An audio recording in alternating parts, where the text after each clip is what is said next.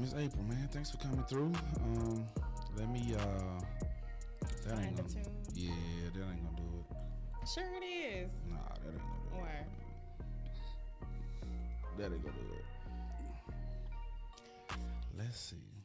He's particular about the intro. Okay.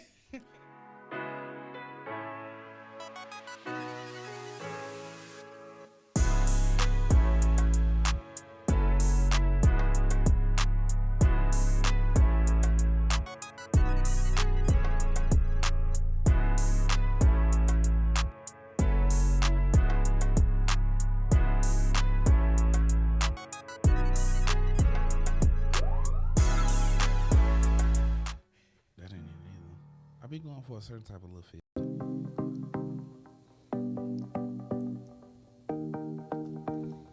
I don't even know what the hell this word means. What? What word? That's how you feel?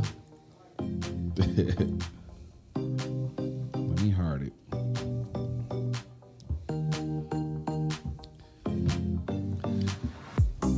I guess we'll kick it off like that then. I guess we in California on the West Coast or something. We in a techno club or something. I don't know what it is. But what's up, everybody? Man, it's your boy Chester, man. And we're back for another episode of the What You Mean podcast, where we are dedicating the month of May on Sundays, our What's New segments to dope moms.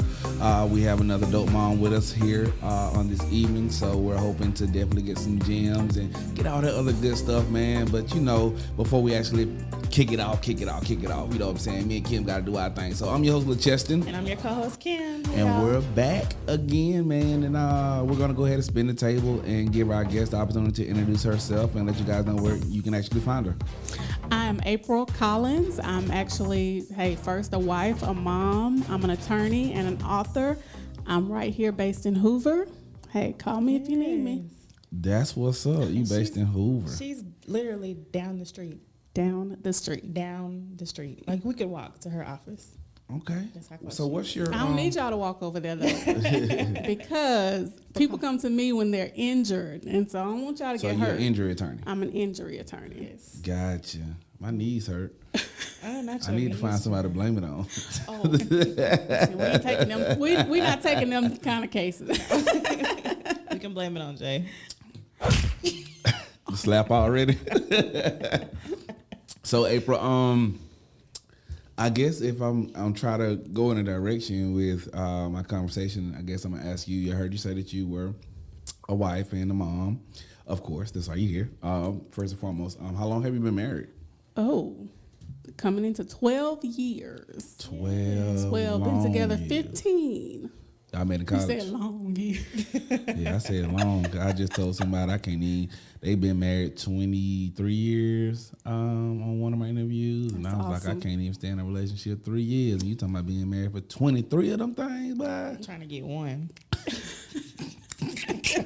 Talk to me when you can. Talk to me when you can. So congratulations on you guys standing in the rain, man. The person I was just telling you about the 23 years, I definitely commend our bad people that take marriage seriously and do what's necessary to keep that intact. And ultimately what we talked about was making sure that our kids are raised in a two-parent household. Right. So A definitely good two-parent household.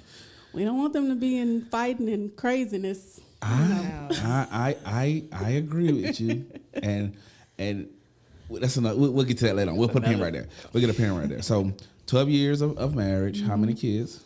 4. You got 4 babies? Well, my oldest is actually 20. So You got a 20-year-old? he's not. He's my husband is his bonus dad, like they call it nowadays. But yes, I actually had him. I was pregnant in high school. Wow. Yep. And you still prevailed. It's a story. Give us the story then. Where you want to start at? Where you want to start at? So, pregnant in high school, I actually walked across the stage. I was 5 months pregnant.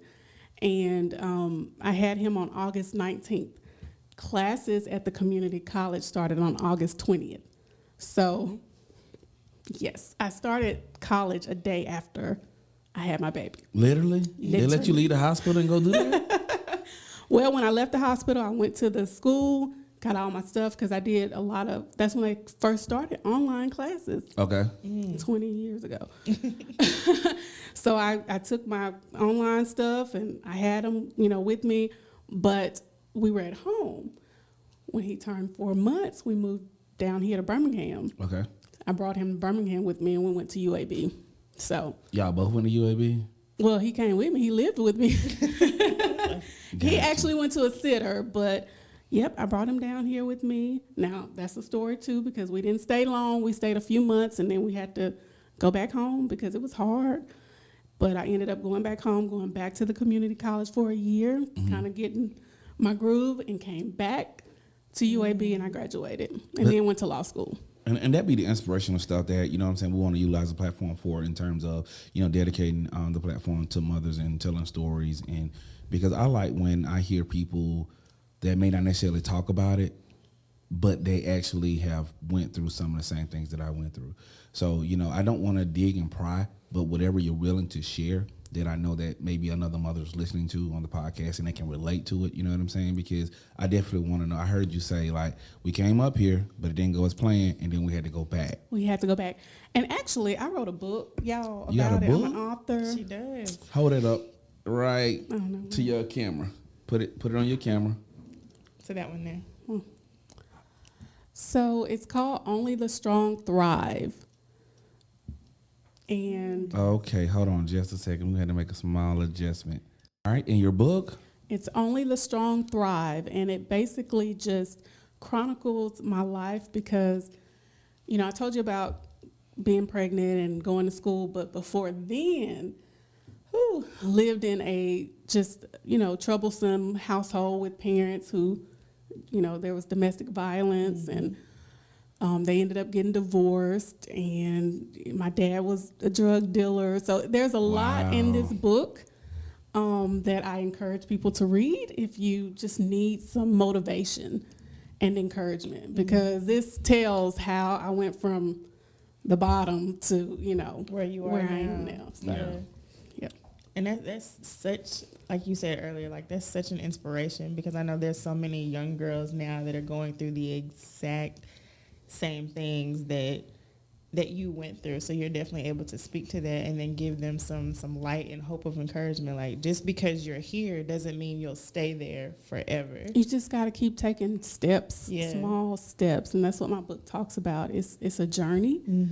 And don't look at, okay, where am I going to be in 5 years? Just Right. look at tomorrow. Like, what do I need to do to get through tomorrow? Yeah. Because sometimes you just got to break it up in chunks. If you try to think of the whole big picture, it's overwhelming. Yeah. What was one of the toughest things you went through in that period, being a mom so young and going to school? And because I know you spoke to me a little bit about it whenever we first met. But what were some of the major challenges for you? There was a lot. Just being a single mom, being young, not having really an example, because my mom didn't go to college. She actually dropped out of high school. Wow. My dad went for a little bit, but he didn't graduate. And so kind of making my own path in a way. Yeah. So that was hard because I didn't really have any examples. And I'm trying to just go off of like, look, we got to make it. Right. Yeah. Yeah. Wow. So where are you from? I'm from Athens, Alabama. Okay. Now, most people think Georgia, but no, it's Alabama. But And that's up north Alabama, right? North Alabama, close to Huntsville. Okay. I don't know much about Athens, so I ain't gonna talk about your hometown. Hold on now. You get to skate on that one. Because I don't know about Athens. But a lot of the reason I asked where you're from is because some of the things that you told me you went through, and some of the things that you dealt with in, the small city or the small community that you came from. I know some of the things that we dealt with in the small community, in the small city that I came from, because I came from a little small place as well. So, when I say I was going to talk about it, I was definitely going to make some jokes, but it was more in context of just bringing some to head for us to discuss that we both have in common, so. I think it's universal, though. I think that in any community, you're going to see kind of similar things. I agree. Nothing is going to be so much different from this community to that one. We all deal with struggles, and being the Black community as well, we have our own issues. So it could be your city or mine. We're going to be dealing with the same things. Gotcha. So, yeah, I know another thing that was kind of challenging, being a high schooler and being pregnant. Yeah. Oh, and I was a good student. I made good grades. Everybody knew I would go to college. That was not an issue. It was just when I became pregnant, everybody's like, oh, look at her. Right. Like, y'all thought she was going to do this. Y'all thought she was going to do that. And now look at her. She ain't no better than nobody else. So I had to hear those things. Yeah. As a young teenage girl. And then, dealing with abortion, thinking about abortion. And I talk about that in my book. My mom wanted me to have an abortion, Wow. because she didn't want me to be like her. She thought if I get pregnant, have a child, that's going to limit, which it did, limit me in a way, but it didn't stop me. Gotcha. And I think that she felt like, okay, if she has this baby, she's not going to achieve. Right. So in a way, I think she was trying to protect me, but I just couldn't do it. I understand. So what so when you got pregnant in high school, then you going through all this stuff, like what was, of course we just talked about definitely like the I forget the name of the word, the protagonist of the moment of the season of that particular time, but what was your support system like? I mean, were there people there standing in your corner to encourage you, to let you know that it's gonna be okay? It's so funny that you ask about that, because in my book I talk about the strength, how we have strength in different areas to get us to where we need to be. And so in my book I talk about the strength of community, how people, it could be one person, you just might need that one person to be the one who helps to push you and things like that. So I definitely had some supporters. One in particular that I can think about right now was our minister's wife, because she was a teenage mother. Okay. And so when she found out, she pulled me to the side and was like, you're going to be good. I've been through this. So having her to tell me, and she's a minister's wife, I'm like, right. Okay, like I can do this. So there were definitely some people who were supportive. But, sometimes that's a little drowned out by the people who got other things to say. So tell me about it. Tell me about it. But they don't matter now. They Right. don't matter now. Well, oh, yeah. It's amazing though, the things that actually fuel us. True. You know what I'm saying? I think one of the things, and this is not to take this moment off of you, because this podcast session is about you. Again, a lot of stuff that I say or give examples for is just because I'm trying to be like a mirror of what you're giving me. A lot of things that fueled me to go was just like the unacceptance. You know what I'm saying? I've said this before. I'll say it again. Like, the reason I went to the Marine Corps is because a female told me I didn't have what it take to be a Marine. So I joined the Marine Corps. You know what I'm saying? We got a couple graduates of college in my family, but I think it's all like JUCO type stuff. You know what I'm saying? Like, and I'm not saying that any degree is bigger or better than the other one. I'm just saying, I decided to go to school because when I got out of the military and came back home, everybody was telling me that I was just gonna be like everybody else, stuck in Evergreen, Alabama, like trying to sell dope, trying to be the next dope boy, whatever the case may be. Like, but I knew that wasn't really what I wanted. You know what I'm saying? Right. And ended up in school. So I'm saying all that to say, like, I see. You know what I'm saying? If you're here and Kim brought you in, like, she brought you in definitely for a dope reason. You know what I'm saying? So I'm glad that you're not a product of what your naysayers said you should have been, because some people fall suspect to that. They do. And that's one thing I talk about as well, is how I use that as fuel. I call it fuel to, just motivate me and push me, because I'm like, they're not going to determine where I am or what I do. So it helps. And I think that wherever you can find the motivation, find it. Yeah. You know, I had it in that. I had it in my child, of course. There were different things that motivated me because sometimes you need those outside motivators if you can't motivate yourself. Right. Right. For every good, there's a necessary evil. Mm-hmm. People don't want to acknowledge it, but it is. You know, for every good, there's a necessary evil. What you got, Kim? What led you to wanting to get into law? Ooh. So actually, I told you my dad, you know, so I come from a family of lawbreakers. Loaded chopper. Listen, if you could imagine the things that I saw growing up. But my dad would always tell me, because I argued so much with him, everything was always an argument. And he's like, you need to be a lawyer. Like, so from growing up, just hearing him tell me that, it just stuck with me, you know. And he was probably saying it in a way like, you are getting on my nerves. But I took that and I'm like, okay, I could be a lawyer. So at 12, I think, years old, when the O.J. Simpson trial came, I just sat and watched the entire trial. Wow. And I was enamored. I was like, ooh. And so from there, I always wanted to be a lawyer, but then when I got pregnant, I didn't think I could. There were some times where I was like, how am I gonna do this with the baby? Yeah. Right. You know, how am I gonna go to school? So I had doubts at times, but like I said, I just kept moving every step, just taking steps to get there. But it was hard. Yeah, I can imagine. Oh, goodness. I can imagine. And I know I used to say this thing when I was in college. You know, the quote of, I am who I am because that's who I want to be type deal.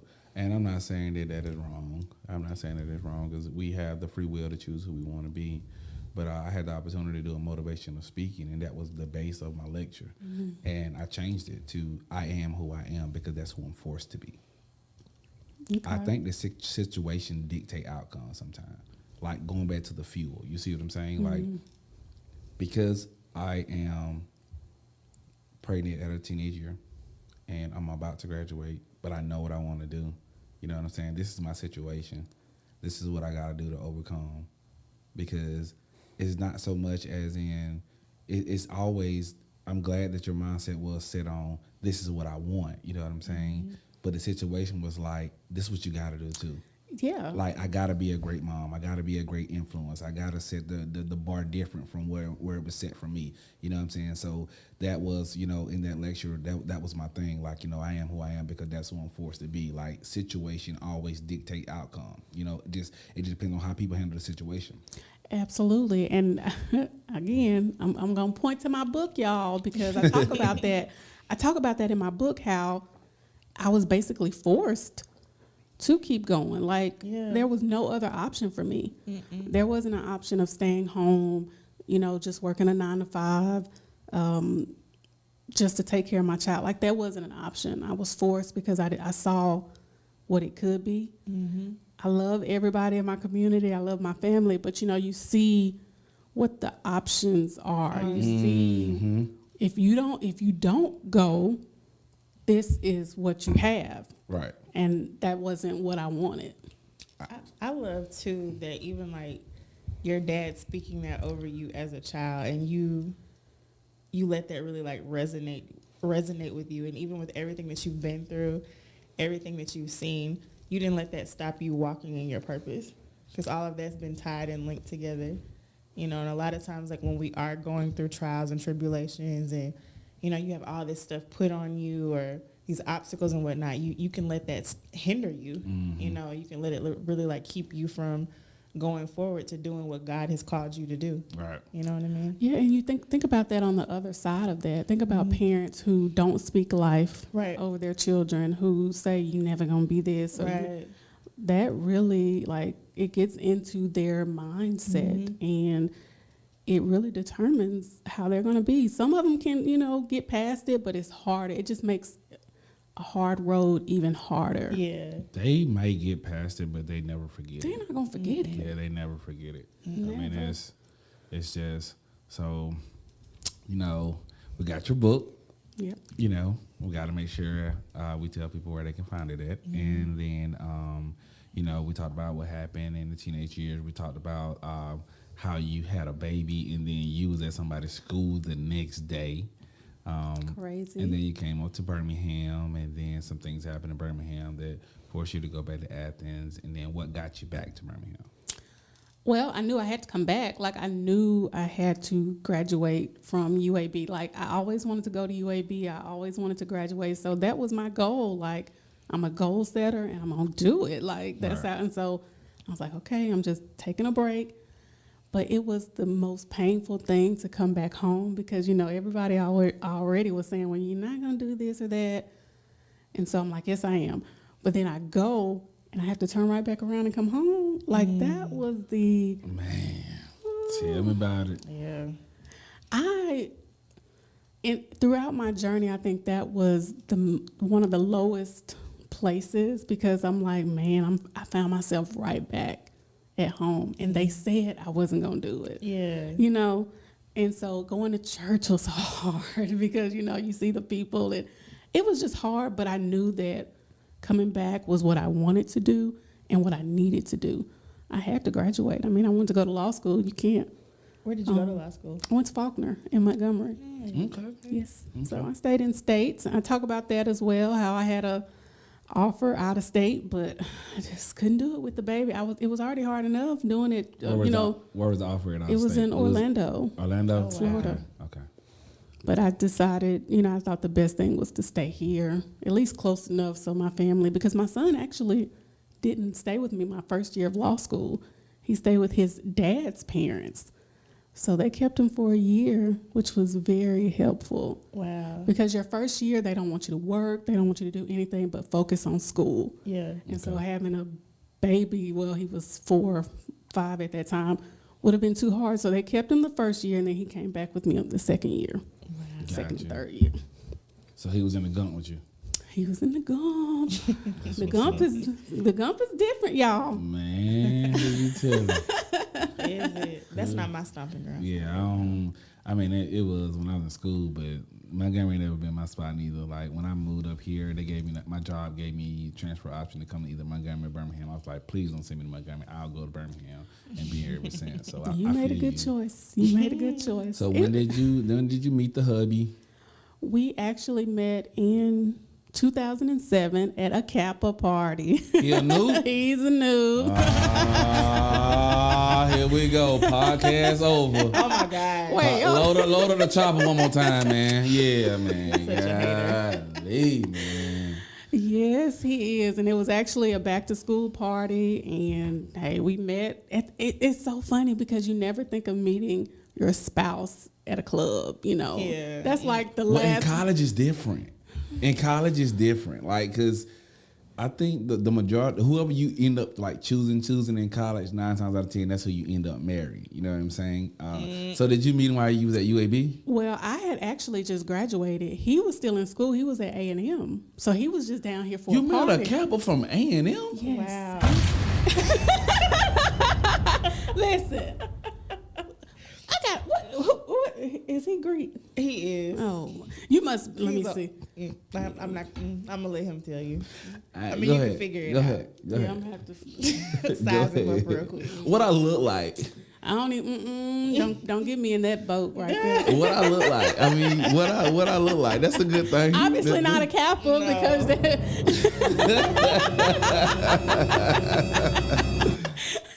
would that have been your first choice though? He's an alpha. no. Okay, you're alpha. You would have chose Alpha? No, I look like an Alpha.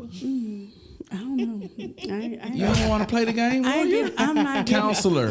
Approach the bench, counselor. I'm not getting in You don't that. want to play the game because you know what? The stereotypes are not always. That is true. That's true, but everybody don't get offended when you say what it is. Like, to be completely honest, and I'm saying this on my podcast platform, especially now that I got a little older, I'm starting to like coming to looking my age. You know what I'm saying? But before that, if somebody seen me, how I was dressed and how I carried myself, they automatically thought I was a Kappa. Really? Like, yeah, I had to tell them I wouldn't. Like, automatically. I hung around a lot of Kappas. You know what I'm saying? Like, Okay.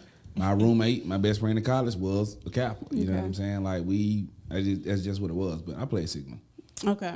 Yeah, so Well, so he was A&M at a party where? here in Birmingham at the Continental. At the Y'all remember What the you know about the Continental? Hey, Continental? we was up in the Continental. What you talking about? Bro, listen, I came to one part of the Continental. When I tell you, them folk used to be parked up on that curb by the mountain, all the way down to where the kangaroo Right. is. Listen, Continental used to be it. So we met at the Right. Continental. Like, Met at the Continental. He was strolling. he was strolling. I was strolling. What are you? Strolling. Look, let me ask you. You got on pink. You look like a K. What else is there? Oh, your sisters, the Deltas, your sisters. That's what. Where you played, Jack? UAB. Okay, cool. Like I said what I said. I owe the 5. Yes, I owe to 5. That's what's up. But yeah, so we were, just doing our thing, and he pulled me out of the line. He pulled you out the Pulled me out. line. Now you know you ain't supposed to do that. Oh, that's what you do when you got the balls. Yes. Yeah, that's what you be like. What's up? Like I'm putting you on spot. Like you got to make something shake. Like right Not here. to pick her. Yes, and he did it. He picked me, and we've been rolling ever since. That's Like, what's I up, love man. it. That's what's up. So what's his profession? If you don't mind me He asking. is a principal. Really? Mm-hmm. So he didn't got his own master's in administration. In education, and went on the administration side of things. Yes, he did. They say if you want to make some paper, that's the direction you need to go if you want to be with education and make some money. Yeah, they should be paying teachers a little bit more. But, I definitely agree. Definitely in the state of Alabama, I think we behind the power curve on everything. Everything. So that's what's up, man. So husband's a Noop, you're a K. Y'all met in college, and Y'all have 3 daughters. No, we have 2 sons, 2 daughters. Okay, 2 sons, 2 daughters. So, yeah. And how old are they again? I know your oldest is 20. 20, 11, 7, and 5. 5. Y'all done? Yeah, we done. We done. I would now. If you would ask me a couple of years ago, I might have said, but we love kids. We would have more. It's just our careers right now. Mm-hmm. You want to be able to bring them into a nourishing environment, and right now we just running too much. On the go. Yeah. On the go. I get that. So how do you? Yeah, I can't answer that question. That's the Kim question. It is my question. I was sure finna go there. You You know what? right. I'm gonna start popping some up on the screen that says Kim's. I can't say Kim's Corner because that sounds like Ricky Smiley. What's the girl name on Ricky Smiley show? Eva's Corner. Yeah. So I can't say that. But I'm behind what you just said. I think it's the perfect time And for I Kim to felt answer it the in question. my spirit. Too. It was coming. It's a good question though. So how do you balance life being a wife, being a mom, and then having your own business? Ooh. Balance is sometimes hard. I think that you have to prioritize. Yes. Family's gonna always come first. Right. But I feel like my husband, like he knows, like some days, like tonight, he knows I'm gonna be here, so he's gonna pick up the slack to get the kids where they need to be, put them in the tub, and so we just work as a team, And if he were not who he is, I would not be able to do what I do. That's what's up. That's you really have to have that support. Because every day you're not gonna be 100%. Like every day I can't come home and cook. Yeah. And he might have to cook. And then some days, like he already told me tomorrow, he needs me to get the kids. So we just make it work. Yeah. For us, but it can be challenging, but you definitely have to be on the same page. Got you. That's vital. That's what's up. Yeah. So now that the balance question has already been asked, Go ahead. not like honestly, realistically speaking, again, we told you how this particular segment for this month is kind of sort of positioned. So now that we've kind of sort of like set the criteria for, where you came from, some of the things that you've been through, some of the things that you have to, take care of for you, just personally, now we're going to shift gears and kind of sort of go to, the mental side of things, because she's kind of sort of talked about, she asked the balance question. So now we want to make sure that when people tap into the podcast, they hear something from, the counselor, from Miss Abra Collins, that is going to be beneficial in terms of helping that single mom that may not think that somebody's still going to marry her or be with her and develop her. So, like, if you had the opportunity, like right now in this moment, to kind of sort of just speak like inspiration and mental like positively to help a single mother or somebody that may be even carrying right now, or somebody that in their last year of law school and just happen to end up and get pregnant off the fly, like how do you feed that part of our culture in terms of keeping them like level-headed and inspirational? And I know you got your book, and we gonna plug that book as much as we can. Gotta get the book. But what can you give the people in that aspect? Ooh, that's a lot. The first thing I will say is for women who, especially like if you're in law school or you're a single mom, teenage mother, whatever, focus on you. Okay. Because you have to be where you need to be for yourself, Right. before you can be who you need to be for a husband, a spouse, boyfriend, whatever. And I think a lot of times we as women, we want to be married, we want to have somebody, but we're focusing on that. Like, let me find this man. Don't focus on that. Focus on you. Mm-hmm. Do what you need to do to make you happy, feel good. And that's going to come. Like, you have to be a whole person yourself, right, before you can bring somebody else into that. You don't want to bring people into brokenness, definitely not kids. right. So I think you should focus on being the best person you can be before trying to, find that spouse. When I was in law school, I dealt with depression. I didn't go see a therapist. I probably should have, but Right. I cried it out. Right. I mean, tears are good. Whew, Tears are good. There have been moments where I come up here and share with Kim, like, look, bro, I just want to have a day where I can just cry so I can get over it, like, and just be done with it. So tears are good. Yes, cried it out, called out to Jesus, broke down. Everything lost weight, everything that you can imagine with depression and not getting help. I dealt with that, but I still had that goal. Like, I wanted to finish. I wanted to make sure that, hey, you're here, you're in law school, you got to finish.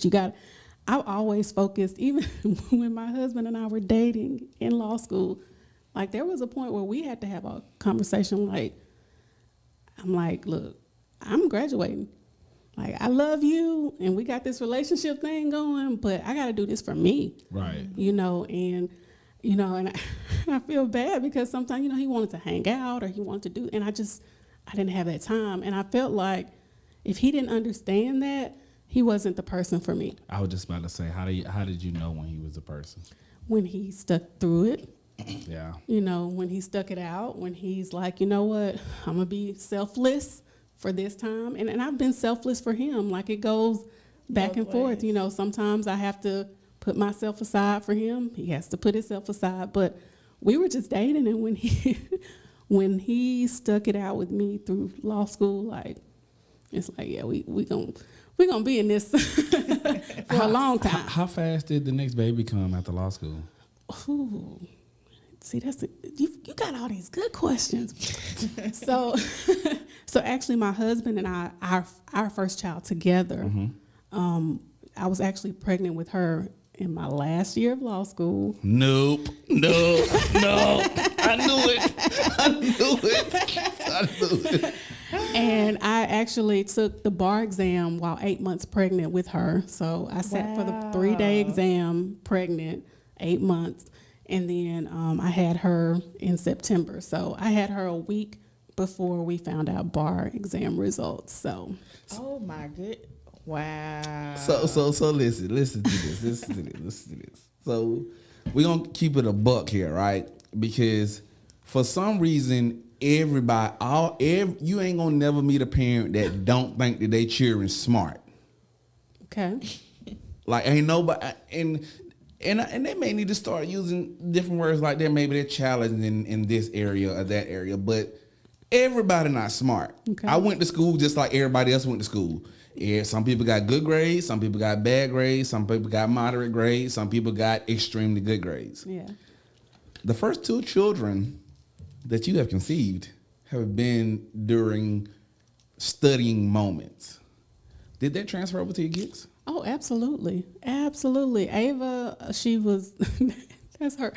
My mother-in-law said she gonna come out with a book in her hand because I was studying for the bar exam from probably 10 hours a day every day until the bar exam. So you have the summer to study. And so during that summer, everybody in law school, that's what theyey're doing. And so she's in we knew what you were doing in your summer on your break. No, see, that was beforehand. Hold on. That was beforehand. We had already conceived. But no, so I was studying a lot with her, and then she's listening to, because, you know, they would play the videos and stuff, so she's hearing all that. She's extremely smart. All our kids are really smart. Really. That's good. And it's just, I don't know if they have a choice, but, you know. They don't. I mean, they got a principal, like my daughters, they go to school with my husband. Really? Yeah. I'd be wanting to go to a whole nother school. Oh, no, they love it. They love it. They think they think they got some privileges. They do.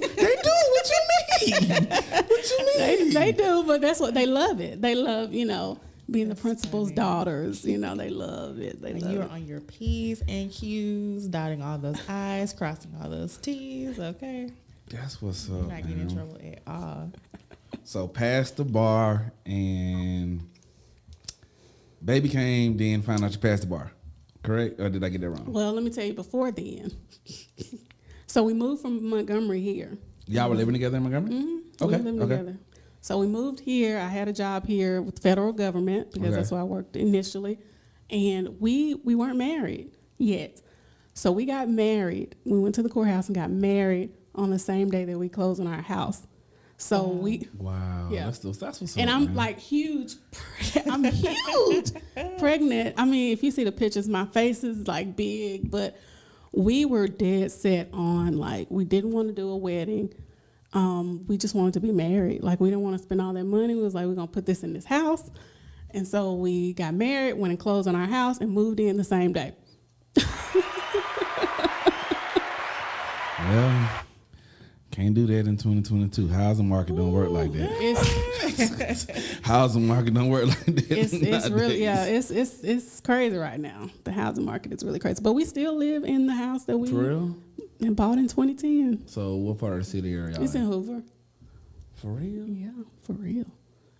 She's here. When you bought? How many years ago? 2010. Oh yeah, you might have got a deal. Yeah, oh yeah. Oh, So my we had just God. come from the recession, had just kind of, Oh yeah. so the interest rates were great. Yeah, they not no more. And then we actually, we got a good deal on the house too, because the person who was living there was moving with his job. And so his job just wanted to sell it. They bought it from him and they just wanted to sell. So we got a good deal because it was a corporation who had the house. Man, I just seen my realtor posted the other day talk about some.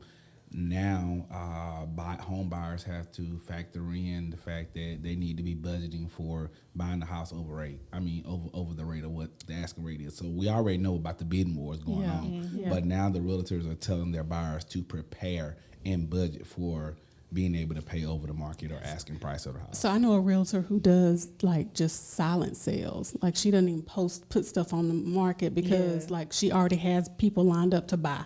So they don't even have to push it out there. It's crazy. I want to live in Hoover so bad, but it's so high It in is. terms of buying a house in Hoover, man. It's crazy, but I cannot live in the boondocks. Crack is I'm not an on-time person. I know. Like, I cannot live out there. If I got to drive 45 minutes to get to work just because I want to save some money, like, Lord, give me the money so I can go pay these folks what they want because I need to be Just close work to where from I need to be at. That part too. That part too. Just work from home. I know a lot of people moving to Chelsea, you know, but that's a long way. Chelsea's not bad. Well, the ideal places right now that is gonna the fluctuation of housing is gonna be for the Alabaster and Calera area. They said the Alabaster and Calera are the fastest growing cities in like Alabama right now. I can imagine. And then of course you got people migrating to the Huntsville area because they're building all stuff. Basically, more jobs that are gonna pay you are coming to the Huntsville area right now. But in terms of like getting what you would get in Hoover or in Birmingham or whatever, it's starting to be that you can get that in Alabaster, Calera area. Well, I know if we were to move from Birmingham, I would move to Huntsville It's a growing city. I think that's the next best place in Alabama if you're going to move somewhere. That is true. I don't see it, but a lot of people are saying that. It's nice up there. I mean, every time I go, I'm like, wow, they're doing so much good stuff. Just making the city look really nice. Yeah, it's grown a lot just from even when I was in school. Like, I'm like, because my friends and I would go to Madison, or we would go to Huntsville, just like on the weekend, just to get away, because it's closer than coming down here to Birmingham or whatever. We go to the mall or go out to eat. So Bridge Street has changed drastically just in the last 10, 15 years. So yeah, it's definitely progressing. That's what's up. My cousin's up there, so I get to go up there at Blue Moon. He like a IT director for NASA, so tell him to take you out to the good places. Right. man, every time we go, he a Omega. Oh. So we sit at his house and listen He to ain't old wearing them gold boots music. everywhere, is he? Man. So I mean, last time I was up there, he did take me to like a little cigar lounge where like all the people that had been on like the little VH1 shows and stuff like. You talking about Black? Yeah, Black. He took me in there, yeah. introduced me to some people when last time I was up there. So he that kind of person that I think eventually he'll probably be in office up there in some type of way in Huntsville, just because of how we move and like. He a community person. He a PK, you know what I'm saying? So, I mean, he went to Southern, you know, and played football, played Omega, and just all around a good person. That's awesome. But, you know, to redirect back towards you, you know what I'm saying?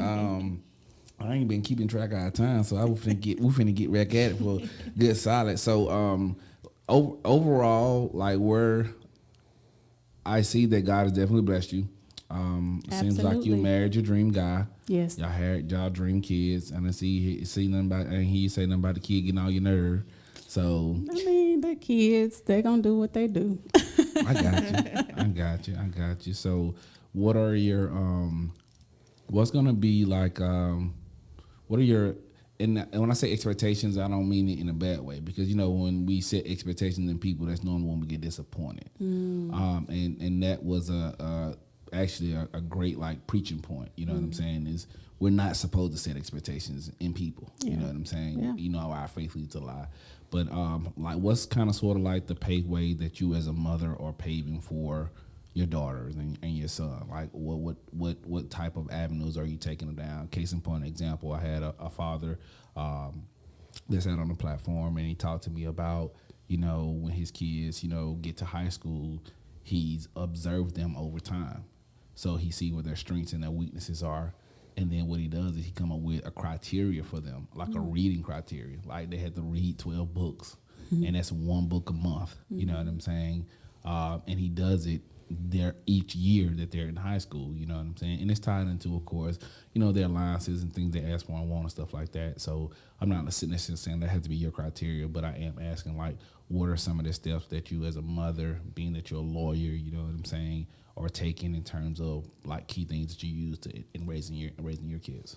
Well, let me say this. I think that parents definitely, you know, they're going to have their own way, own style. Nobody can, you know, tell a parent how to parent their children.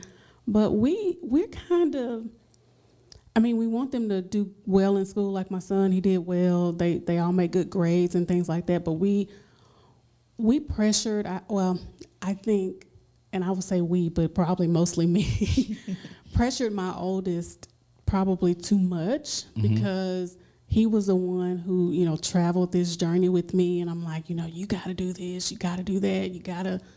And he did well. He made good grades, but I don't think it was the best way to, you know, motivate him. Gotcha. And so we're learning, because he was our first, but we're learning that each child is different. Okay. And what works for one might not work for the other. That's true.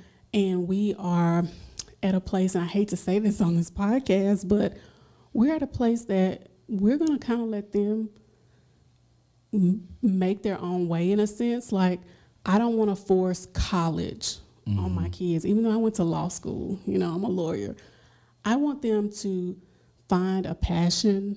Like my daughter, she wants to bake, you know. And so instead of pushing her to a 4-year college, if she wants to go to culinary art school, we're going to support her in that, you know. That makes sense. I just want children who are good citizens, who contribute to their communities. They don't have to go to college and go to law school and do this, even though one of my daughters says she wants to go to law school, and that's great, but I'm not going to force that on her. Right. I don't want to force anything, and I feel like with my oldest, I kind of tried to force, go here, go do this, do that, and I think it gets overwhelming for them. Got you. Yeah. And I think just to add to what you said, you're right, man. College is not for everybody, and as much as people want to say whatever they want to say about the pandemic that we just got through dealing with, that really made our people realize that there's a lot of stuff on the inside of you that you can do that'll make you stand out, so that you can make whatever kind of money that you want to make. So I figure, with you knowing the law, and then I heard her say that, you are a business owner, so you own your own practice. I own my own practice, yes. Can we get a hand clap? Hallelujah. And that's even a story on its own. Like, I started in my basement at home. Yes, with my baby. She was born in October of 2014. I started January 2015. So I'm in my basement with my baby, and I stayed in my basement for 3 years until 2018. And then I moved, out here. Wow. So it was a journey. Like, everything is a journey. Nothing is going to come like bam. Overnight. Easy. It's And not. people see it because everybody's like, oh, you're doing so well. Like, I got this huge office, employees and all that. But it didn't start there. No. Like, my first employee was my brother because I did not trust anybody. Yeah. And I was like, well, if I hire a family member, I could at least get some work done and I can trust him. And he did a great job, for what he could do. But I needed, some more people to come in and kind of have a little bit more knowledge. Like, I had to teach him everything. Right. And so I was so scared, which I talk about in my book, the fear of going out on my own, having employees, thinking about health insurance. I mean, all of that fear, it like really slowed me down. But I finally got over it, and I'm doing well. And I'm glad you said that. And the reason, that, I brought up like that you're a business owner and that you're a lawyer, like, and he was like, my daughter likes to bake. You know what I'm saying? Like, bruh, like literally, like, if that's something that she wants to do because that's where her heart is, she got a mom that can show her the road to have her own bakery, you know what I'm saying, or have her own type of, whoever that's going to provide whatever services. Like, me and Kim had a mom in here, and I was telling Kim about this cake that these folk had that was tall as me, you know what I'm saying, and I can guarantee you that it wasn't no cheap cake, you know what I'm saying, and Lord will, I got my fingers crossed, I got a little young cat that's on the little cooking chef with the kids. The little boy that keeps winning on there is from Evergreen. Okay. All right, so he's from Beverly. So That's I reached out to awesome. his mom, and we're trying to get him on the podcast, and he's like a wow. little youngin', like literally out here cooking better than I'll probably ever be able to cook as a child. You know what I'm Right, saying? So right. I definitely, stand in agreement with you with understanding, like, this is my child, this is how they are, and try to take what they do as a child and formulate it into a success path for them versus trying to put them on a path that they're probably going to rebel against. They'll probably get it done, but it's going to be a whole lot of rebellion throughout that process. And it's not going to be fulfilling. Like, you talked about the pandemic, and one thing that just terrible happened to me during the pandemic, my brother died. And so he died of COVID. He was 39. We're a year apart. And from that experience, that pushed us a lot too, to realize, like, you have to be fulfilled in what you're doing. Right. You can't, and that's why we don't want to force our children, you got to go to college, you got to do this, because they could do all of that. And then, like what happened to my brother, and you lived 39 years. Yeah. And you went to college for 4 years because you were forced to. You did this because you were forced to. Like, no, we look at things a lot different, dealing with a death like that that's so close and young. Yeah. Gotcha.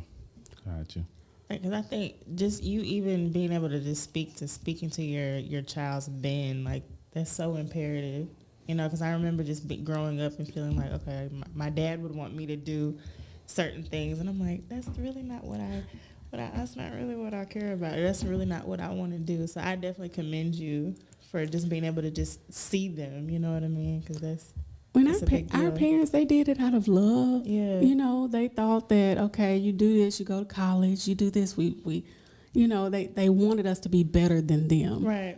But because I know mine, they didn't see a whole lot of Black business owners, entrepreneurs. You know, like now we see options. All of that. Mm-hmm. You know, and then one thing, you know, that I feel like is great with me, you talking about my daughter, like I can talk to her about, you know, opening a bakery and all that, but I don't even have to. Like I got people, you know, when you get to a place where you have people who you can call, be like, hey. Your network. You know. Yeah.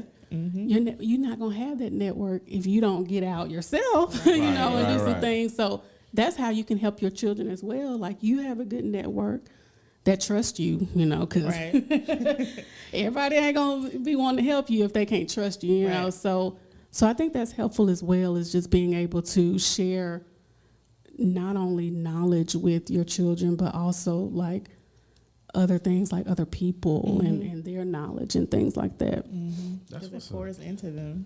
Yes. That's what's up, man. That's what's up. Well, I think that you've been awesome. Thank you. She is. I think that I definitely probably need to make sure that I put you in my network and you do the same. Absolutely. I really appreciate you coming. Me and Kim both.